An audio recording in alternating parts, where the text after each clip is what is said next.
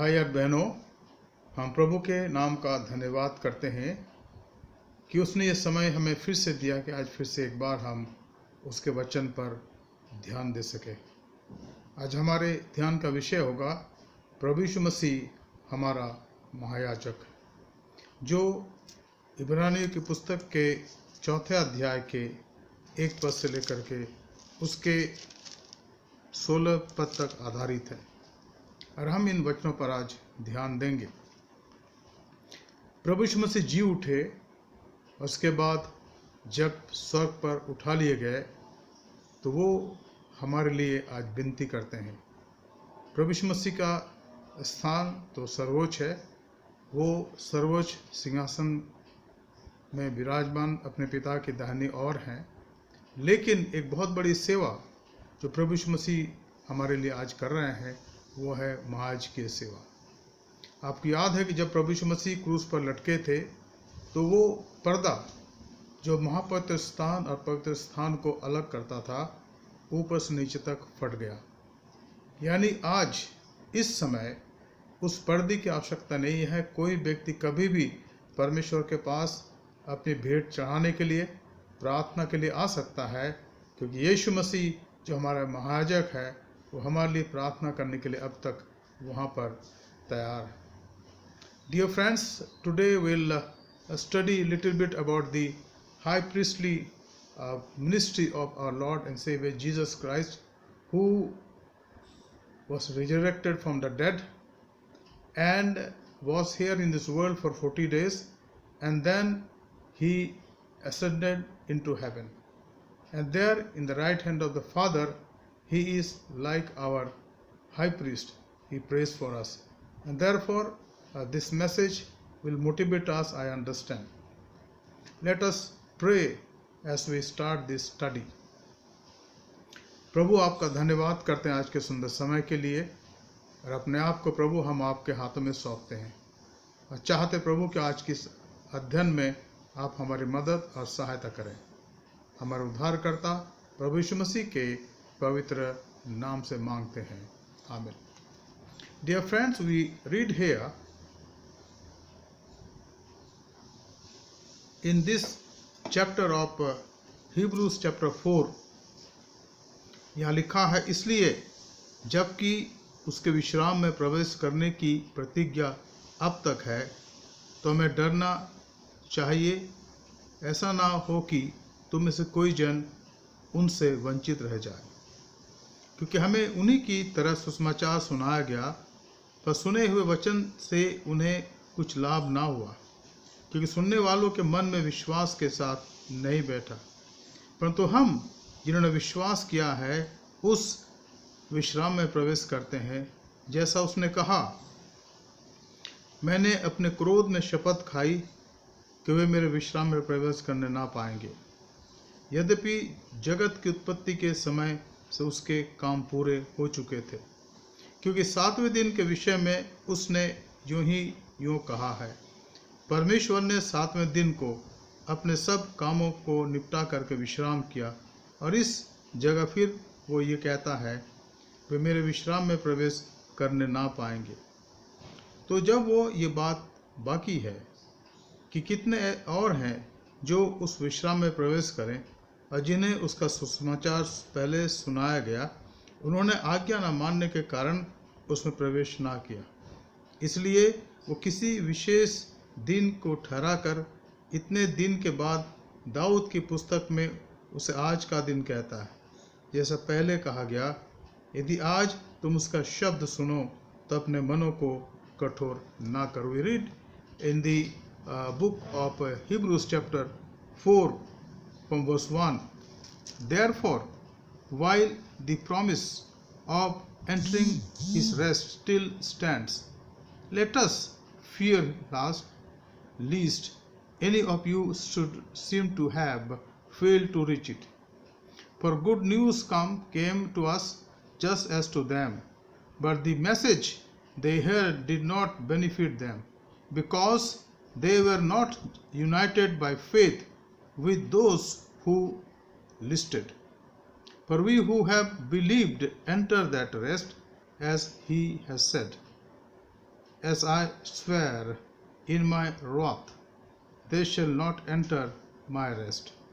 Although his works were finished from the foundation of the world, for he has somewhere spoken of the seventh day in this way, that God rested on the seventh day from all his works. And again in this passage he said, they shall not enter my rest. Since therefore it remains for some to enter it, and those who formerly received the good news failed to enter because of the disobedience. Again he appoints a certain day, today, saying through David to so long afterward, in the words already quoted, today, if you hear his voice, do not harden your heart. And then we'll subsequently verses will read, and as we study this very important topic of Jesus, our high priest. मित्रों, यहाँ पर हम इन बातों पर गौर करेंगे और आज मैं चाहता हूँ कि आप ईस्टर के बाद के संदेश के रूप में ये लीजिएगा, जो हमारे लिए बहुत महत्वपूर्ण है, जो हमारे लिए बहुत ही महत्वपूर्ण। आज जैसे मैंने पहले भी कहा, आज 29 अप्रैल का दिन है और बुधवार का दिन है, और आज हम इस विषय पर गौर करेंगे। जो पोस्ट ईस्टर बाइबल स्टडी का विषय है वो है यीशु मसीह हमारा महायाजक। अब यहाँ पर लिखा है, इसलिए जबकि उसके विश्राम में प्रवेश करने की प्रतिज्ञा अब तक है, तो हमें डरना चाहिए, ऐसा न हो कि तुम में से कोई जन उससे वंचित रह जाए। परमेश्वर ने इस्राएल जाति को मिस्र की गुलामी से आज़ाद करा और मूसा की अगुवाई में वो लोग वहाँ से चले। वहाँ लिखा है कि 6 लाख तो प्यादे थे। इसका मतलब ये है कि कम से कम एक बहुत बड़ी भीड़ थी, 20 से 25 लाख लोग वहाँ थे जो मिस्र से निकले थे। और आपको याद है, अभी हमने 2 दिन पहले यूसुफ के बारे में ध्यान दिया था कि जब यूसुफ उस अकाल के समय, जब वो मिस्र का प्रधानमंत्री था, तो उसके पिता याकूब और उसके साथ सारे लोग आए, जो करीब 70 लोग थे, और यूसुफ ने फिरौन से कह करके उनको वो प्रदेश दिया, जगह दी जो गोशेन का था, जो हरा भरा था, और वहाँ वो बस गए। लेकिन उसके 430 साल के बाद जब वे बहुत बढ़ गए, उनकी संख्या बढ़ गई, और मिस्री लोग डरते थे कि अगर ये बढ़ जाते हैं, ऐसे बढ़ते रहे, तो बहुत ही जल्द हम पर अधिकार करके हमारा नामो निशान मिटा डालेंगे। सोचते थे वो, ऐसा हुआ नहीं, ऐसा होता नहीं। तब उन्होंने उन पर अत्याचार शुरू करा, और उस अत्याचार के कारण उन्होंने परमेश्वर की दुहाई दी, और परमेश्वर ने मूसा को भेजा, और मूसा के अगुवाई में वो उस बंधन से छुड़ा लिए गए। और निर्गमन की पुस्तक में हम इसका वर्णन पाते हैं। तो अगर आप देखें, अंत में जितने लोग गए थे, उनमें से केवल 2 जन उस स्थान में प्रवेश कर सके जिसको उनकी भूमि या कनान देश कहा गया था।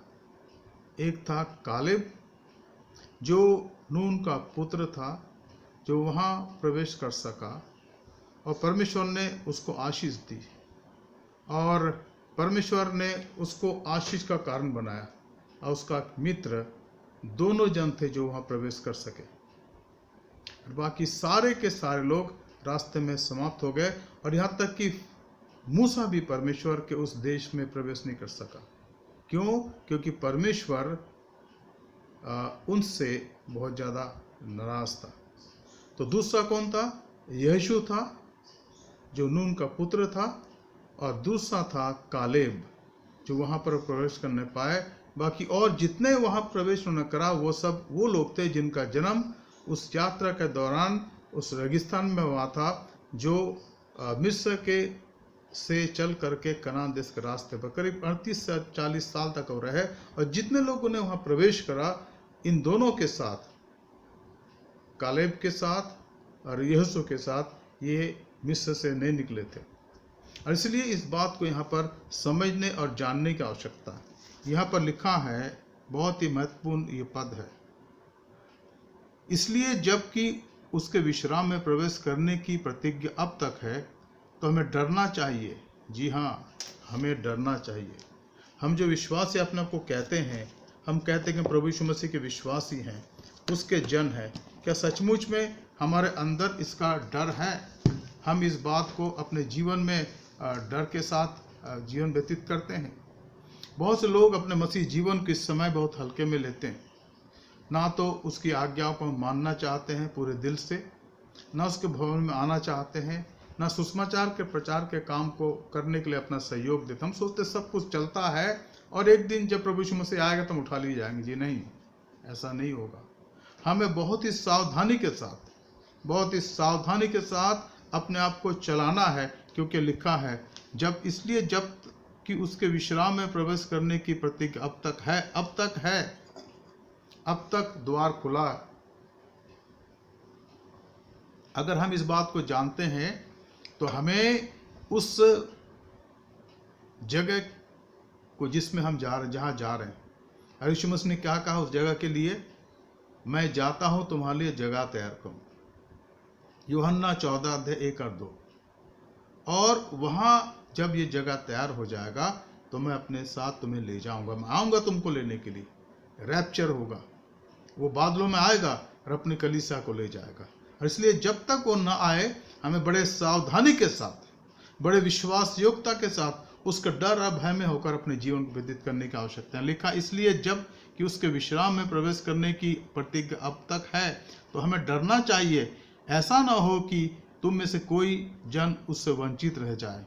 Therefore, while the promise of entering into his rest still stands, let us fear lest any of you should seem to have failed to reach it. तो यहाँ पर हमें ध्यान देने की आवश्यकता है। और एक पहली बात है, हम उसके उस आनंद में, शांति में प्रवेश करने की बाट जो होते हैं। सब विश्वासी कहते हैं, सब मसीह कहते हैं कि भाई हमें प्रभु के पास रहना है। कोई नहीं कहता कि नहीं रहना है। यही तो सत्य है। अब किसी से पूछो, कहने हमें जाना है, प्रभु के साथ रहना है, जाएंगे उत्तम देश में, जरूर रहेंगे प्रभु के साथ में, जरूर। हम ये गीत भी गाते हैं, लेकिन क्या वास्तव में हमारी तैयारी उसके लिए है? मित्रों, ये पुनर्जीवित प्रभु हमारे जीवन के लिए सारा इंतजाम वो कर रहा है। उसने हमारे पापों को क्षमा करने के लिए क्रूस पर मारा गया, गाड़ा गया, जी उठा। जब उस पर हम विश्वास करते हैं तो हमारे पाप उसके द्वारा क्षमा किए जाते हैं और हम उसके परिवार के सदस्य बन जाते हैं। यूहन्ना 1:12। और फिर हमें अपने जीवन को उसका डर और भय में व्यतीत करने की आवश्यकता है, क्योंकि पौलुस कहता है 1 कुरिन्थी 15:58 में, इसलिए हे भाइयों दृढ़ और अटल रहो और प्रभु के काम में बढ़ते जाओ, ये तुम जानते कि तुम्हारा परिश्रम प्रभु में व्यर्थ नहीं। सारी तैयारियां हैं, प्रतिफल मिलेगा, लेकिन वो एक शर्त है कि हम अपने आप को उसके लिए तैयार करें, अपने आप को उसके लिए संपूर्ण रूप से नम्र और दीन करके रखें, क्योंकि जरूर ये पहली बात है। यहाँ लिखा है क्योंकि हमें उन्हीं की तरह सुसमाचार सुनाया गया, पर सुने हुए वचन से उन्हें कुछ लाभ ना हुआ, क्योंकि सुनने वालों के मन में विश्वास के साथ नहीं बैठा। For good news came to us just as to them, but the message they heard did not benefit them, because they were not united by faith with those who listened. ये दूसरी मुख्य बात है जिस पर हमें गौर करने की आवश्यकता है। मित्रों, बहुत ही महत्वपूर्ण बात है कि जो सुसमाचार हमें सुनाया गया, हमारे बाप दादों को सुनाया गया, या हमारे पिताजी या माँ को सुनाया गया, या हमें सुनाया गया, क्या उसके प्रति हम विश्वास योग्य आज हैं? क्या उसके प्रति हम विश्वास योग्य हैं? यहाँ लिखा है, पर सुने हुए वचन से उन्हें कुछ लाभ ना हुआ। किनको? जो मन के हठीले हैं। पर जो मन के सीधे हैं उनको लाभ आज भी हो रहा है। इसलिए हमें वचन को पढ़ने की आवश्यकता है, इसलिए हमें वचन पर गौर करने की आवश्यकता, ध्यान देने की आवश्यकता, रोज प्रार्थना करने की आवश्यकता है, रोज प्रभु के वचन पर मनन करने की आवश्यकता है और शांत होकर उसकी इच्छा को जानने की आवश्यकता है। अगर ऐसा नहीं है जीवन में, तो हमें अपने जीवन का मूल्यांकन करने की आवश्यकता है। We need to re-examine our lives. This is the time. And this is very important second point. I am bringing this to all of us. that we have heard the word of God. It is very clear, for good news came to us just to them. What was the good news for them? That let's go to the promised land. And they started their journey. They crossed the Red Sea with the miraculous hand of God. And they saw Pharaoh and all his army and the chariots, they perished in the Red Sea. And they crossed over, and Miriam and all people, Miriam was the elder sister of Moses, under her leadership they sang about the mighty act of God. And the good news was them that they came to Mount Sinai and the laws given to them. It was there. It was there. That was the good news for them. And Moses was there to lead them to that promised land. But yet, again and again, they grumbled. Again and again, they complained against Moses.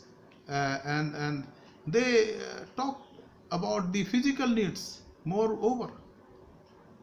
And therefore, except two people,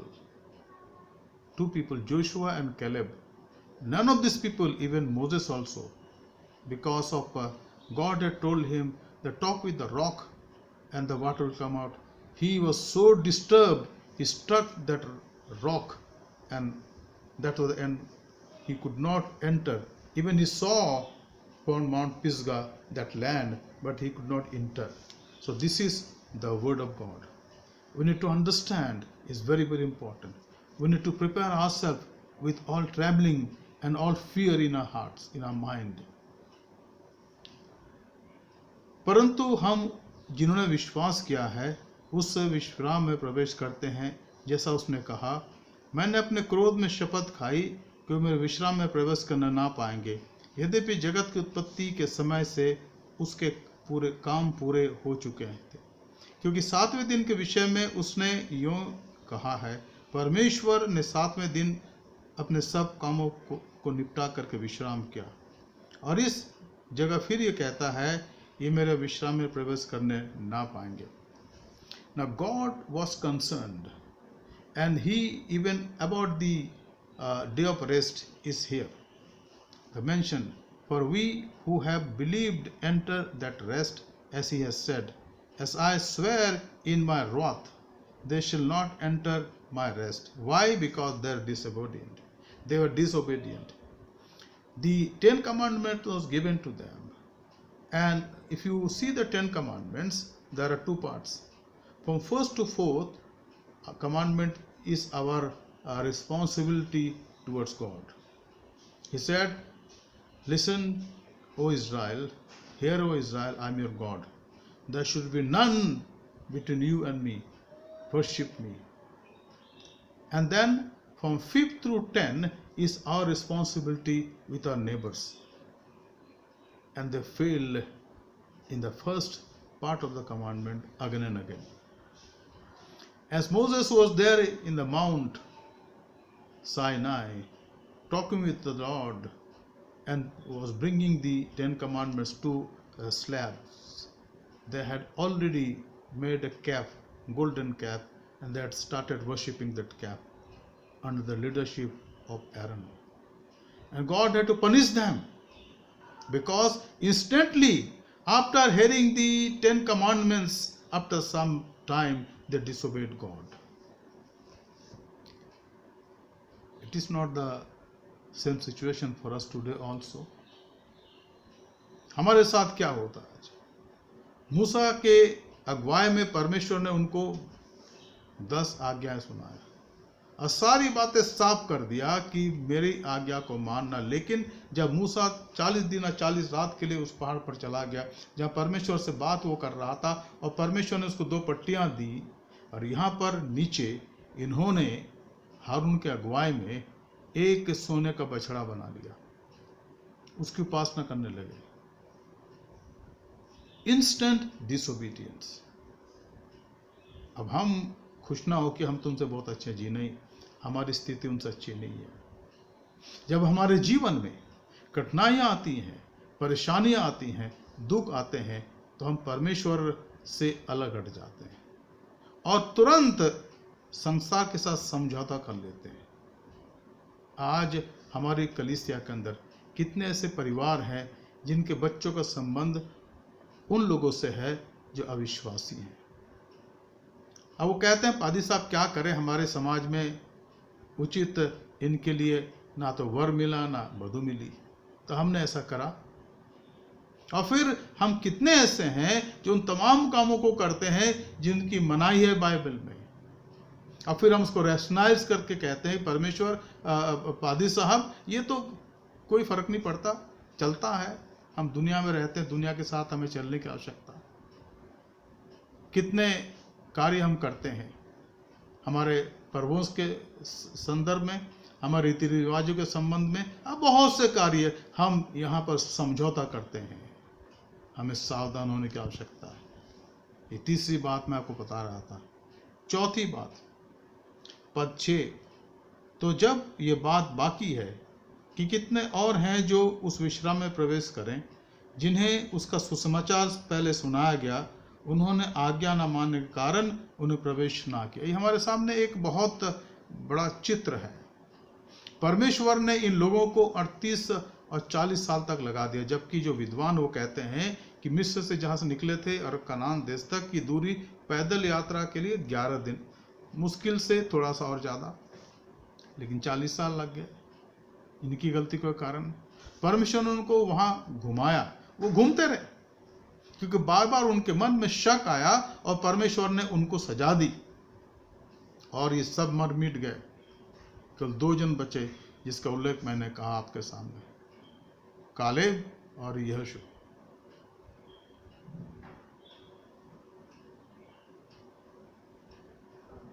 हमें अपने जीवन में इस बात पर गौर करना है। Verse 6, the 4th thing, since therefore it remains for same to enter, and those who formerly received the good news failed to enter because of disobedience. And what was this disobedience? They compromised and worshipped the idols which was forbidden for them. And then they grumbled. Many of the time they are not happy. They are not happy. And that is why God started giving them manna every morning. And God said that on 7th day they can collect for 7th day also. परमेश्वर ने मन्ना भी दिया उनको, और उसने कहा कि 7वें दिन मन्ना नहीं गिरेगा क्योंकि वो विश्राम का दिन है, इसलिए 7वें दिन डबल मन्ना वो उठाए। लेकिन बहुत से लोग दूसरे दिन के अंदर भी मन्ना डबल उठाते थे और दूसरे दिन मन्ना सड़ जाता था, लेकिन विश्राम दिन के दिन वो नहीं सड़ता था। वहाँ भी उन्होंने परमेश्वर के खिलाफत करी। और बहुत सारी और बातें जिनको अगर आप पढ़ें तो वहाँ पर आप देखेंगे इन लोगों ने खिलाफत करी परमेश्वर की। क्या आज हम उनसे बेहतर हैं?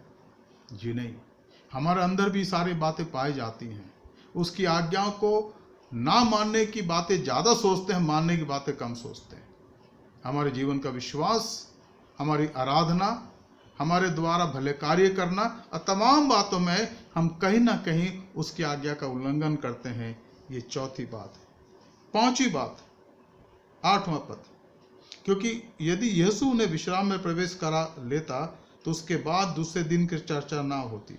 अतः जान लो कि परमेश्वर के लोगों के लिए सबत का विश्राम बाकी है, क्योंकि उनके विश्राम में प्रवेश किया, जिसने उनके विश्राम में प्रवेश किया, उसने भी परमेश्वर के समान अपने कामों को पूरा करके विश्राम किया। अतः हम उस विश्राम में प्रवेश करने का यत्न करें, ऐसा ना हो कि कोई जन उनके समान आज्ञा ना मानकर गिर पड़े। ये 5वीं बात है। हमें सावधान होने की आवश्यकता है। हमें सावधान होने की आवश्यकता है। The 5th thing is, for if Joshua, verse 8, for if Joshua had given them rest, God would not have spoken of another day later on. So then there remain a Sabbath rest for the people of God. For whosoever has entered God's rest has also rested from his work as God did from his. अब यहाँ पर इस बात को हमें समझना है कि परमेश्वर हमें समय देगा, हमें हमारे लिए वो विश्राम का समय होगा, लेकिन जब तक नहीं है हमें विश्वास में चलने की आवश्यकता है ताकि हम उसके प्रति विश्वास योग्य पाए जाएं। 11 पद से 6वीं बात, अतः हम उस विश्वास में प्रवेश करने का यत्न करें, ऐसा ना हो कि कोई जन उनके समान आज्ञा ना मानकर गिर पड़े, क्योंकि परमेश्वर का वचन जीवित और प्रबल और हर एक दोधारी तलवार से भी बहुत चोखा है और प्राण और आत्मा को और गांठ गांठ और गुदे गुदे को अलग करके वो आर पार छेदता है और मन की भावनाओं को विचारों को जांचता है। सृष्टि की कोई वस्तु उससे छिपी नहीं है, वरन जिससे हमें काम है उसकी आंखों के सामने सब वस्तुएं खुली और प्रकट है। 11 and 12 and 13 verse. Let us therefore strive to enter that rest, so that no one may fall by the same sort of disobedience. For the word of God is living and active and sharper than two-edged sword, piercing the division of soul, of spirit, of joint and marrow, and discerning the thoughts and intentions of the heart. And no creature is hidden from his sight, but all are naked and exposed to the eyes of him to whom we must be give account. अब यहाँ पर ये साफ लिखा है कि हम अपने जीवन में इस बात को जाने कि उसका वचन जो है, जो हमारा गाइडलाइन है, जो हमारे लिए परमेश्वर की योजना है और हमारे लिए वो ईश्वर की लकीरें हैं जहाँ पर हमें चलने की आवश्यकता है, हम उससे अपने आप को अलग ना करें। क्योंकि लिखा है कि वचन जो है, परमेश्वर का वचन जो है जीवित है एवं प्रबल है एवं हर दोधारी तलवार से बहुत ज़्यादा चोखा है, क्योंकि वो हमारे हृदय को काटता है, हृदय को घायल करता है। लिखा है प्राण और आत्मा को और गांठ गांठ और गुदे गुदे को अलग करके और आर पार छेदता है और मन की भावनाओं और विचारों को जांचता है। जो मन की विचारों को जांचता है उसके सामने हमें सावधान रहना। पुनरुत्थित प्रभु की आंखें हमारे हृदय के अंदर जाती हैं, तभी तो वो कहता है लौदीकिया की कलीसिया को, जो 3 अध्याय प्रकाशित वाक्य में पाया जाता है, कि अगर तू ना तो गर्म है ना तो ठंडा है, तू लुकवार्म है, अगर इसी अवस्था में रहे तो मैं तुझे अपने मुंह से उगल दूंगा, निकाल दूंगा। ये एक भयंकर चेतावनी है कलीसिया के लिए। आज हम जिसकी कलीसिया में अपने आप को पाते हैं, क्या हमने इस पर गौर करा है? और 7वीं और आखिरी बात जिस पर आज हम ध्यान देंगे, बहुत ही संक्षेप में, इसलिए जब हमारा ऐसा महायाजक है जो स्वर्गों से होकर गया है, अर्थात परमेश्वर का पुत्र यीशु, तो आओ हम अपना अंगीकार को दृढ़ता से थामे रहे, क्योंकि हमारा ऐसा महायाजक नहीं जो निर्बलताओं में हमारे साथ दुखी ना हो सके, वरन वह सब बातों में हमारे समान परखा तो गया तो निष्पाप निकला। इसलिए आओ हम अनुग्रह के सिंहासन के निकट हियाव बांध कर चलें कि हम पर दया हो और वो अनुग्रह पाए जो आवश्यकता के समय हमारी सहायता करे। And therefore there is a great encouragement, and this is the 7th point, that we have a high priest who has gone before us. वो हमारे पहले गया। लिखा है since then we have a great high priest who has passed through the heavens, Jesus the Son of God. Let us hold fast our confession, for we do not have a high priest who is unable to sympathize with our weaknesses, but one who is in every respect has been tempted as we are, yet without sin.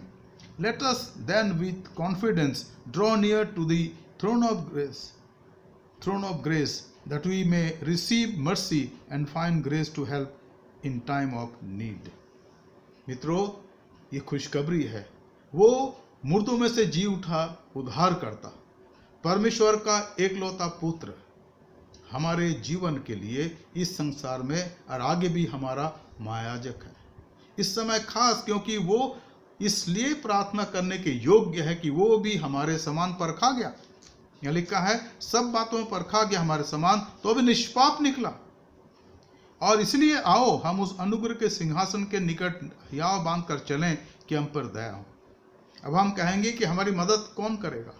Who will help us to live a victorious Christian life? Who will help us to live a holiness pursuing life? Who will give us to the grace to live a pious life, a life which will worship him in spirit and truth, Jesus Christ, the author of our and finisher of our faith. यीशु हमारे लिए योग्य महायाजक है जो आज भी प्रार्थना करने के लिए हमारे लिए मौजूद है। तो हमें क्या करने की आवश्यकता है? अपने आप को प्रभु के सामने जांचने की आवश्यकता। Then what should we do? We need to examine ourselves and say, Jesus, I come to you today, with all my weaknesses, with all my doubts, with all my failures, and with all my inabilities. Accept me as I am. And Lord, plead with Father so that I am forgiven completely, because you are my anchor, you are my high priest, you are my hope. To you I come to you, Jesus, because you have overcome, and you will make me a person who will overcome in and through Jesus Christ. प्रभु, मैं आपके पास आता हूँ, आप मेरी सहायता करें ताकि आपके नाम से मैं जयवंत हो जाऊं, क्योंकि आप जयवंत हुए हैं। आइए हम प्रार्थना करें।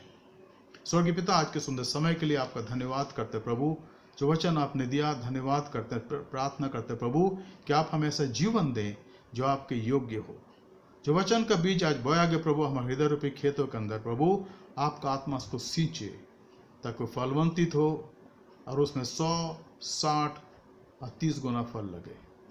हमारे इस धन्य कलीसिया को जो हमारे दिल्ली शहर में पाई जाती है, एपोस्टल मेथोडिस्ट कलीसिया, Hindi congregation, English congregation, Nepali congregation, प्रभु हम पर आपकी आशीष हो। उद्धारकर्ता प्रभु यीशु मसीह के पवित्र नाम से मांगते हैं, आमीन। प्रिय मित्रों, हम प्रभु का धन्यवाद देते हैं आज के बाइबल अध्ययन के लिए, और मेरी आशा है कि प्रभु ने इस अध्ययन के द्वारा हम सबसे बातचीत करी है।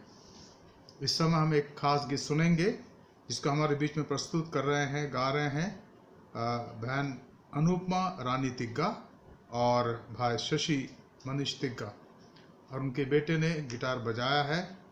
आइए हम इस मधुर गीत को सुने, इसका आनंद लें और आशीष प्राप्त करें। खास गीत मिसेस अनुपमा रानी तिग्गा और भाई शशि मनीष तिग्गा की तरफ से। आप सभी को जय मसीह की। यीशु का नाम मेरे प्राण की रक्षा, निकाला हूँ मेरे घर की सुरक्षा। यीशु का नाम मेरे प्राण की रक्षा, निकाला हूँ मेरे घर की सुरक्षा। कराने वाली महामारी से डरेंगे नहीं, हम डरेंगे नहीं। कराने वाली महामारी से डरेंगे नहीं, हम डरेंगे नहीं। यीशु का नाम मेरे प्राण की रक्षा, निकाला हूँ मेरे घर की सुरक्षा। यीशु का नाम मेरे प्राण की रक्षा, निकाला हूँ मेरे घर की सुरक्षा। रोगों का भय और मृत्यु का डर, यीशु का नाम मेरी ओर पे दूर। रोगों का भय और मृत्यु का डर, यीशु के नाम मेरी ओर पे दूर। यीशु का नाम मेरे प्राण की रक्षा, निकाला हूँ मेरे घर की सुरक्षा। यीशु का नाम मेरे प्राण की रक्षा, निकाला हूँ मेरे घर की सुरक्षा। विपत्ति कोई रोकना पड़ेगी, गिरेंगे निकट दुख ना आएगी। विपत्ति कोई रोकना पड़ेगी, गिरेंगे निकट दुख ना आएगी। यीशु का नाम मेरे प्राण की रक्षा, निकाला हूँ मेरे घर की सुरक्षा। यीशु का नाम मेरे प्राण की रक्षा, निकाला हूँ मेरे घर की सुरक्षा। स्वर्ग के हमें घेरे हुए हैं, स्वर्ग के पिता हमें थामे हुए हैं। स्वर्ग के हमें घेरे हुए हैं, स्वर्ग के पिता हमें थामे हुए हैं।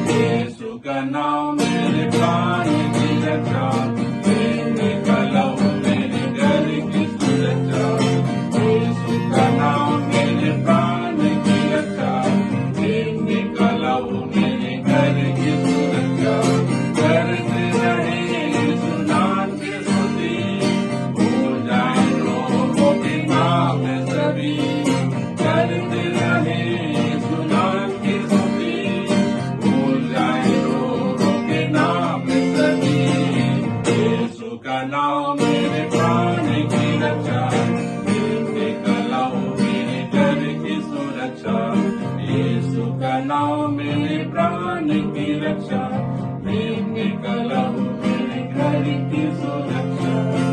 आमीन। आमीन। इन सारे वचन के लिए और सुंदर मधुर गीत के लिए जो अभी हमने सुना, हम प्रभु का धन्यवाद करते हैं। और मेरी आशा है कि हम इस कार्यक्रम के द्वारा जो हर शाम को आपके लिए हम प्रस्तुत कर रहे हैं, आप आशीष प्राप्त कर रहे हैं। मैं चाहूँगा कि अपने मित्रों को इसमें शामिल कीजिए कि वे भी वचन को सुने और अपने जीवन में आशीष प्राप्त कर सके। ये वचन हम सब के लिए आशीष का कारण है, क्योंकि हर शाम को 6:30 बजे से 7:30 पौने 8 तक हम इस वचन को सुनते हैं। इन दिनों में हमारे पास कुछ वक्त है कि हम अपने घरों में हैं, और नहीं तो ऐसा समय कहाँ मिल पाता है। हम अपने कामों से लौट के आते हैं 6:30-7 बजे तक, कभी कभी 7:30 बजे तक, और फिर थक जाते हैं, और फिर भोजन के बाद, प्रार्थना के बाद हम आराम करते हैं। लेकिन यहाँ हमारे लिए समय है इस लॉकडाउन के दिनों में कि हम प्रभु की आराधना कर सकते हैं। तो मेरी आशा है कि आप इन वचनों के द्वारा आशीष प्राप्त करते हैं। अगर आपका कोई फीडबैक है जो आपने इन दिनों में पाई है और आप पा रहे हैं, तो एपोस्टल मेथोडिस्ट चर्च के व्हाट्सएप में ज़रूर लिख कर भेजें, धन्यवाद के रूप में, और आपके साथ हम प्रभु की आराधना करेंगे, प्रभु की स्तुति करेंगे। मित्रों, कुछ अनाउंसमेंट इस प्रकार से हैं जिनको हम अब सुनना चाहेंगे। कल ठीक इसी वक्त हम प्रभु के वचन को फिर से एक बार देखेंगे, और जो समय होगा कल का वह शाम को 6:30 बजे का होगा।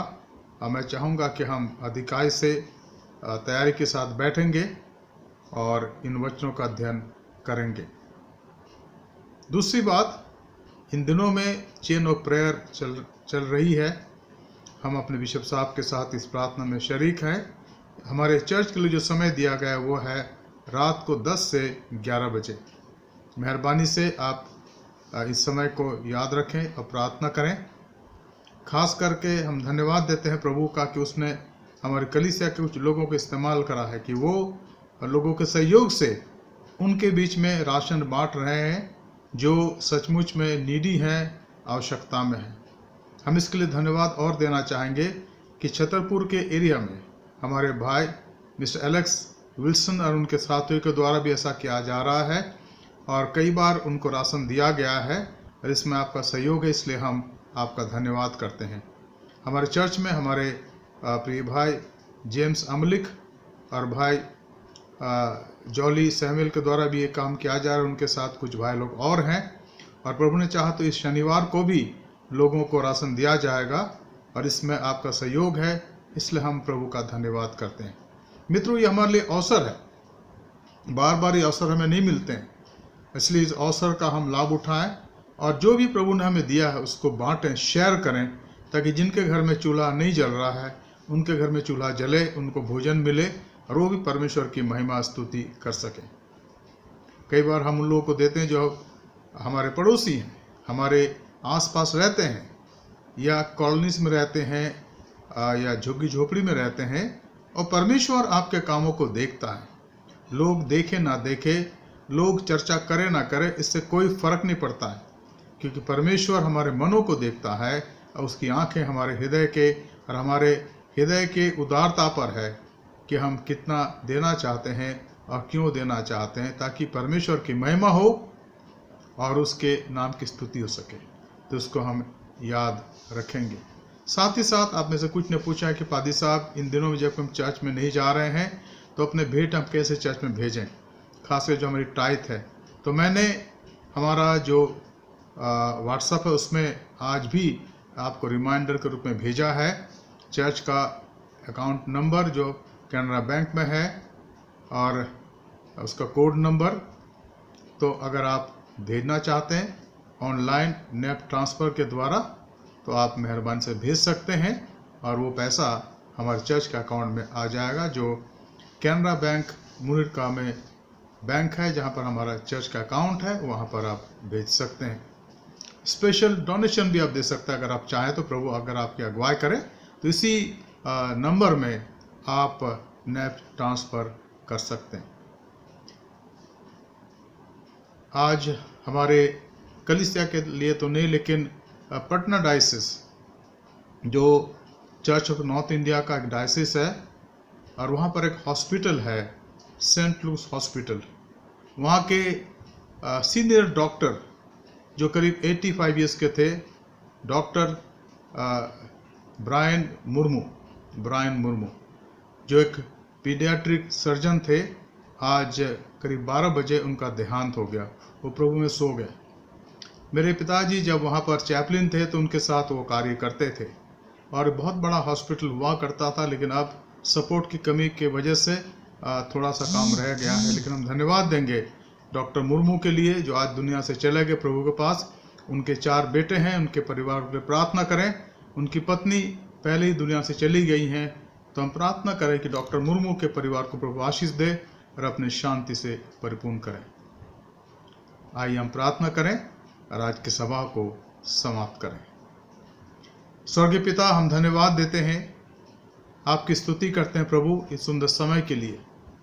धन्यवाद देते हैं प्रभु कि आप हमारे जीवन के बोझ को उठाते हैं, आप हमारे जीवन के बोझ को लेते हैं, आप हमारी सहायता करते हैं प्रभु। आज के वचन में हमने आपके गहराई को देखा प्रभु, पवित्र आत्मा के प्रकाशन को देखा, और हमने इस बात को जाना प्रभु कि सचमुच में आप अद्भुत कार्य करने वाले परमेश्वर हैं। इन वचनों को प्रभु हमारे हृदय में आप लिख दें ताकि हम उनके अर्थ को जानें और सचमुच में आपकी महिमा करें।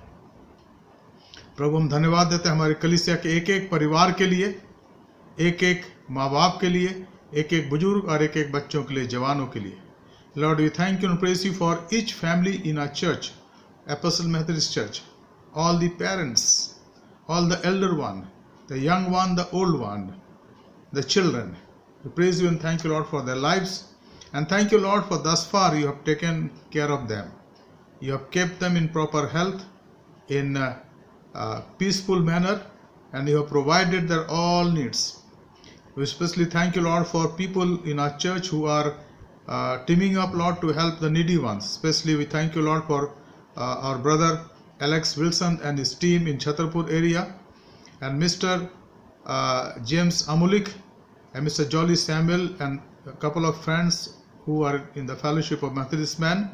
Thank you, Lord, for the help they have been providing, ration they are providing to the needy people in different area. Lord, we pray that bless them. Especially, Lord, we remember today, as it was said to us, Dr. Brian Murmu, the pediatrician, who was a great help, great missionary doctor, who worked in St. Luke's Mission Hospital, Hiranpur, District Pakur, Jharkhand, which comes under Patna Diocese of Church of India. Today at noon at 12:30 he breathed his last. We pray, Lord, for his 4 sons and their families. O Lord, thou take care of them. His wife is already with you, Lord, but we thank you, Lord, for his dedicated services for many years, Lord, for almost 40-45 years in this hospital where the tribal people are cared for, poor people, those who are downtrodden, Lord. And now we thank you, Lord, for the life of Dr. Murmu. And today, Lord, he is with you in the place where there will be no sickness, there will be no isolation, there will be no confusion, but there will be joy and happiness in the presence of his master. He is rejoicing. We thank you, Lord, for all the ministry that he has done in this world. And today, Lord, he entered into your glory. We thank you for his life and all the work that he has done, all the ministry that he has done. We especially, Lord, pray for the present medical in charge superintendents of that hospital, Dr. Subro Sumit Malik, another pediatric surgeon, pediatric doctor. We also pray for his wife, Dr. Elizabeth, and as she is the gynecologist. Lord, they are giving their services to this hospital for last couple of years, and some of the medical workers who are there. We pray that bless, Lord, so that once again this St. Luke's Mission Hospital may rise up, Lord, and do the work. And it was doing, Lord. It was established in 1929, and Lord, today it is not in that shape that used to be. So we pray for this hospital, that bless this hospital. प्रभु हम इस hospital के लिए आपका धन्यवाद करते हैं और धन्यवाद देते हैं डॉक्टर मुर्मू के जीवन के लिए, उनकी सेवाओं के लिए। प्रभु प्रार्थना करते हैं हमारे कलीसिया के हर एक परिवारों के लिए, प्रभु आपकी बड़ी दया हम पर पाई जाए। एक एक जन को संभाले प्रभु जी, जो आज इन्होंने बाइबल अध्ययन पर भाग लिया, उन पर आपका हाथ बना रहे। हे प्रभु, जबकि हम आज अपने अपने बिस्तरों में जाएंगे थोड़ी देर के बाद, प्रभु जी आप हमें शांति से मीठी नींद दे प्रभु, क्योंकि ये दिन कठिन है, परेशानियों से भरे हुए हैं प्रभु, लेकिन आप हमें संभालते, ऐसा हमारा विश्वास है। आगे के लिए अपने आप को आपके हाथों में सौंपते हैं, सारी आदर भक्ति और महिमा आपको देते हैं। अब प्रार्थना करते प्रभु, अब दया कर। हम खास प्रार्थना करते हैं डॉक्टर साम कमलेशन के लिए प्रभु जी, जो अमेरिका में हैं, जो FMBB के को फाउंडर रहे, जिन्होंने बहुत सेवा करी प्रभु जी, और जिनकी सेवा के द्वारा बहुत से काम हुए हैं, बहुत से मिशनरीज भेजे गए प्रभु जी। आज पता लगा कि वो गिर गए हैं प्रभु, उनको हेड इंजरी हुई है और वो वेंटिलेटर में है अमेरिका में अपने बच्चों के पास। हम चाहते हैं अपने दास को छुए प्रभु, पूरी चंगाई दें ताकि स्वस्थ हो जाए और आपकी महिमा, आपकी स्तुति, आपकी बड़ाई कर सके। उनके जीवन के लिए, उनकी सेवाओं के लिए आपका धन्यवाद करते हैं। और भी जो दुखी हैं, परेशान हैं, बीमार हैं, हम चाहते प्रभु आप उन्हें छुइए, चंगाई दीजिए और अपनी शांति से परिपूर्ण करें। हमारे धन्यवाद को स्वीकार करें। हमारे बुजुर्गों को, हमारे बच्चों को, हमारे जवानों को, एक एक माँ बाप को, एक एक व्यक्ति को जो हमारे इस धन्य कलीसिया के सदस्य हैं, चाहे इंग्लिश कांग्रीगेशन के हो, चाहे हिंदी कांग्रीगेशन के हो, चाहे नेपाली कांग्रीगेशन के हो, हर एक पर आपकी आशीष हो।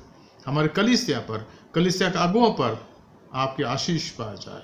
हमारे धन्यवाद को स्वीकार करें। हमारे उद्धारकर्ता प्रभु यीशु मसीह के पवित्र नाम से मांगते हैं, आमीन।